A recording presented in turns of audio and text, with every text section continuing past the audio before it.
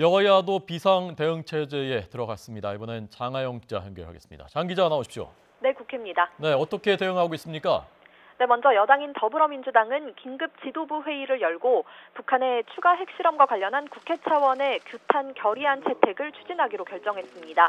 또 국방위, 외통위, 정보위 등 안보와 관련한 3개 상임위원회를 열고 최대한 이른 시기에 긴급 안보 당정 협의를 열기로 했습니다. 추미애 대표는 오늘 긴급 지도부 회의에서 과거 북핵 미사일 도발과는 차원이 다른 새로운 국면으로 돌입했다며 정치권이 함께 한반도 정세에 적극 대응해야 한다고 주장했습니다. 특히 정기 국회 보이콧을 선언한 자유한국당의 제1야당이 국가 안보마저 내팽개치고 있다고 강하게 비판했습니다. 자유한국당 정우택 원내대표는 긴급 원내대책회의에서 충격적이고 가공할 사태가 현실로 나타난 거라며 정부가 강력한 대북 압박을 해야 한다고 강조했습니다.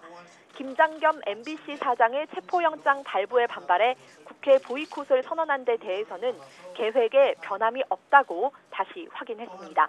이철우 정보위원장은 이 정부가 대화나 재개하고 군 병력이나 축소할 때가 아니라면서 제로 베이스에서 전술핵 배치와 독자 핵무장까지 고려해야 한다고 주장했습니다.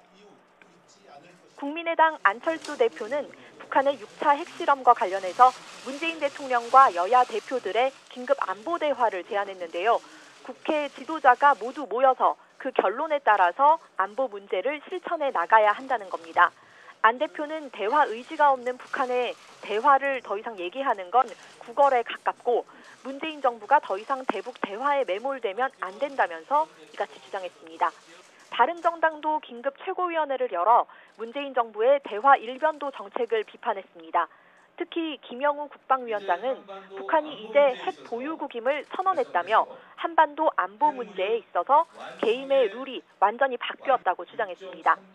정의당은 북한의 6차 핵실험과 관련해 비핵화와 평화에 대한 국민과 전 세계 시민의 염원에 반하는 행동이라고 강하게 규탄했습니다. 김종대 원내대변인은 하지만 보수 야당도 이런 비상 상황을 악용해서 안보 장사에 나서서는 안 된다고 강조했습니다. 안보 관련 상임위도 내일 잇따라 열릴 걸로 보입니다. 국회 국방위원회는 내일 오후 3시 전체 회의를 소집해서 국방부와 합참 관계자들로부터 북한의 핵실험 관련 상황에 대한 긴급 현안 보고를 받기로 했습니다.